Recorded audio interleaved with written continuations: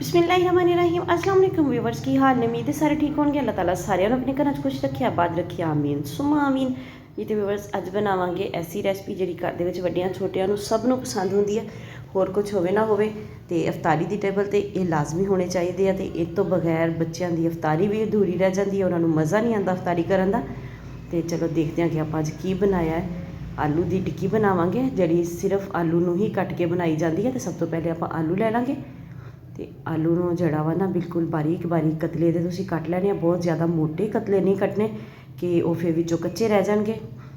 ਤੁਸੀਂ ਜਿਸ ਰੁੱਖ ਵੀ ਆਲੂ ਨੂੰ ਕੱਟਣਾ ਚਾਹੋ ਉਸੇ ਰੁੱਖ ਨੂੰ ਕੱਟ ਸਕਦੇ ਹੋ। ਆਲੂ ਬੜਾ ਹੈ ਤਾਂ ਉਹਨੂੰ ਗੁਲਾਈ 'ਚ ਕੱਟ ਲਓ, ਛੋਟਾ ਹੈ ਤਾਂ ਉਹਨੂੰ ਇਸ ਤਰ੍ਹਾਂ ਲੰਬੇ ਰੁੱਖ ਕੱਟ ਲਓ, ਕੋਈ ਇਸ਼ੂ ਨਹੀਂ ਗਾ। ਬਹੁਤ ਹੀ ਮਜ਼ੇ ਦੀ ਅਤੇ ਆਸਾਨ ਜਿਹੀ ਰੈਸਪੀ ਹੈ ਜਿਹਨੂੰ ਤੁਸੀਂ ਬਹੁਤ ਹੀ ਪਸੰਦ ਕਰੋਗੇ ਜਦੋਂ ਬਣਾ ਲਓਗੇ ਘਰ ਦੇ ਵਿੱਚ।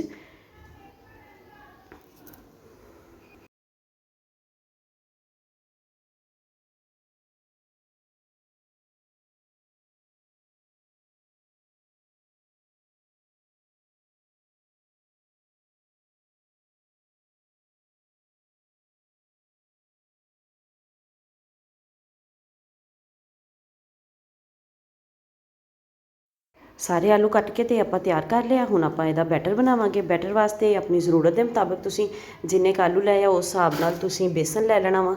ਮੈਂ ਇੱਥੇ 1 ਕੱਪ ਬੇਸਨ ਦਾ ਯੂਜ਼ ਕਰ ਰਹੀ ਹਾਂ। ਬੇਸਨ ਥੋੜ੍ਹਾ ਕਮ ਹੋ ਜਾਵੇ ਤਾਂ ਦੁਬਾਰਾ ਤੁਸੀਂ ਇਸੇ ਰੇਸ਼ੋ ਨਾਲ ਬਣਾ ਲਓ। 1 ਕੱਪ ਹੀ ਸੀਗਾ, ਬਸ ਥੋੜ੍ਹਾ ਜਿਹਾ ਐਕਸਟਰਾ ਸੀਗਾ ਅਤੇ ਉਹ ਵੀ ਇਹਦੇ ਵਿੱਚ ਸ਼ਾਮਿਲ ਕਰ ਦਿੱਤਾ ਵਾ। ਅਤੇ ਇਹਦੇ ਵਿੱਚ ਹੁਣ ਆਪਾਂ ਥੋੜ੍ਹੇ ਜਿਹੇ ਬਸ ਆਮ ਮਸਾਲੇ ਪਾਵਾਂਗੇ। ਥੋੜ੍ਹੀ ਜਿਹੀ ਸੁਰਖ ਮਿਰਚ ਸ਼ਾਮਿਲ ਕਰ ਦਿੱਤੀ ਹੈ, ਥੋੜ੍ਹੀ ਜਿਹੀ ਹਲਦੀ ਸ਼ਾਮਿਲ ਕਰ ਦਿੱਤੀ ਹੈ। ਹਲਦੀ ਅਤੇ ਸੁਰਖ ਮਿਰਚ ਥੋੜ੍ਹੀ ਹੱਥ ਰੋਕ ਕੇ ਸ਼ਾਮਿਲ ਕਰਨੀ ਹੈ ਤੁਸੀਂ। ਅਤੇ ਇਹਦੇ ਵਿੱਚ ਜਿਹੜਾ ਵਾ ਥੋੜ੍ਹਾ ਜਿਹਾ ਜ਼ੀਰਾ ਸ਼ਾਮਿਲ ਕਰ ਦਿੱਤਾ ਵਾ ਅਤੇ ਸੁੱਕਾ ਕੁੱਟਿਆ ਹੋਇਆ ਧਨੀਆ ਸ਼ਾਮਿਲ ਕਰ ਦਿੱਤਾ, ਨਮਕ ਸ਼ਾਮਿਲ ਕਰ ਦਿੱਤਾ ਵਾ। ਬਿਲਕੁਲ ਆਸਾਨ ਜਿਹੀ ਰੈਸਪੀ। ਤੁਸੀਂ ਚਾਹੋ ਤਾਂ ਇਹਦੇ ਵਿੱਚ ਤੁਸੀਂ ਚਾਟ ਮਸਾਲੇ ਦਾ ਵੀ ਇਸਤੇਮਾਲ ਕਰ ਸਕਦੇ ਹੋ। ਅਤੇ ਕਸੂਰੀ ਮੇਥੀ ਸ਼ਾਮਿਲ ਕਰ ਦਿੱਤੀ ਹੈ ਥੋੜ੍ਹੀ ਜਿਹੀ ਮਸਲ ਕੇ। ਕਸੂਰੀ ਮੇਥੀ ਨੂੰ ਜ਼ਰਾ ਮਸਲ ਕੇ ਹੀ ਇਹਦੇ ਵਿੱਚ ਸ਼ਾਮਿਲ ਕੀਤਾ ਜਾਂਦਾ ਵਾ। ਅਤੇ ਅਜਵਾਇਨ ਅਤੇ ਜ਼ੀਰਾ ਵਗੈਰਾ ਜਿਹੜਾ ਸਾਰੀਆਂ ਚੀਜ਼ਾਂ ਜੇ ਤੁਸੀਂ ਮੋਟੀਆਂ ਮੋਟੀਆਂ ਕੁੱਟ ਕੇ ਸ਼ਾਮਿਲ ਕਰੋ ਅਤੇ ਅਜਵਾਇਨ ਨੂੰ ਹੱਥ 'ਤੇ ਮਸਲ ਕੇ ਸ਼ਾਮਿਲ ਕਰੋ ਅਤੇ ਬਹੁਤ ਹੀ ਜ਼ਬਰਦਸਤ ਜਿਹਾ ਟੇਸਟ ਆਏਗਾ। ਅਤੇ ਇਹ ਮੇਰੇ ਕੋਲ ਲਸਣ ਦਾ ਪਾਊਡਰ ਹੁਣ ਖ਼ਤਮ ਹੋ ਗਿਆ ਅਤੇ ਹੁਣ ਮੈਂ ਇਹਨੂੰ ਇਸਤੇਮਾਲ ਕਰਾਂਗੀ। ਹੁਣ ਇੱਥੇ ਫਰੈਸ਼ ਲਸਣ ਹੀ ਇਹਨੂੰ ਥੋੜ੍ਹਾ ਜਿਹਾ ਇੱਦਾਂ ਕੱਦੂਕਸ਼ ਕਰ ਲਾਂਗੇ 3 ਤੋਂ 4 ਜਵੇ। ਤੁਸੀਂ ਚਾਹੋ ਤਾਂ ਥੋੜ੍ਹਾ ਜਿਹਾ ਅਦਰਕ ਦਾ ਵੀ ਇਸਤੇਮਾਲ ਕਰ ਸਕਦੇ ਹੋ। ਇਹਦੇ ਵਿੱਚ ਬਹੁਤ ਹੀ ਮਜ਼ੇ ਦੀਆਂ ਲੱਗਦੀਆਂ ਨੇ ਇਹ ਚੀਜ਼ਾਂ ਵੀ, ਇਹਨਾਂ ਦੇ ਟੇਸਟ ਨੂੰ बढ़ा ਦਿੰਦੀਆਂ ਵਾ। ਥੋੜ੍ਹਾ ਜਿਹਾ ਇਹਦੇ ਵਿੱਚ ਪਾਣੀ ਸ਼ਾਮਿਲ ਕਰਾਂਗੇ ਅਤੇ ਬੈਟਰ ਜਿਹੜਾ ਵਾ ਅੱਛੇ ਤਰੀਕੇ ਨਾਲ ਤਿਆਰ ਕਰ ਲਾਂਗੇ। ਬੈਟਰ ਬਹੁਤ ਜ਼ਿਆਦਾ ਲਿਕਵਿਡ ਨਹੀਂ ਹੋਣਾ ਚਾਹੀਦਾ, ਰਨੀ ਜਿਹਾ ਨਹੀਂ ਹੋਣਾ ਚਾਹੀਦਾ, ਨਹੀਂ ਤਾਂ ਉਹ ਟਿਕੇਗਾ ਨਹੀਂ ਆਲੂ ਦੇ ਉੱਪਰ।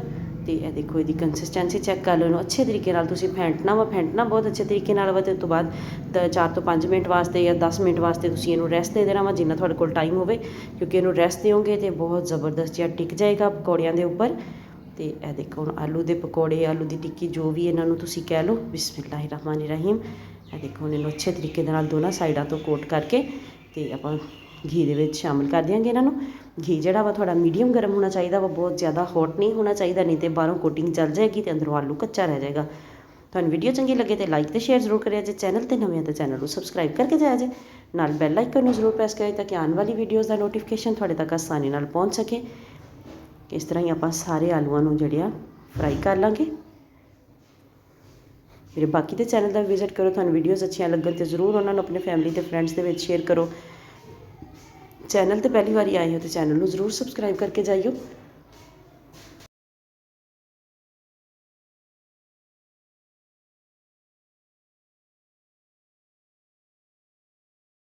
ਇੱਥੇ ਸਾਰੀਆਂ ਆਲੂ ਦੀਆਂ ਟਿੱਕੀਆਂ ਆਪਾਂ ਫਰਾਈ ਕਰ ਲਈਆਂ ਵਾ। ਦੇਖੋ ਮਾਸ਼ਾਅੱਲਾ ਕਿੰਨੀ ਜ਼ਬਰਦਸਤ ਜੀ ਫਾਈਨਲ ਲੁੱਕ ਆਈ ਆ।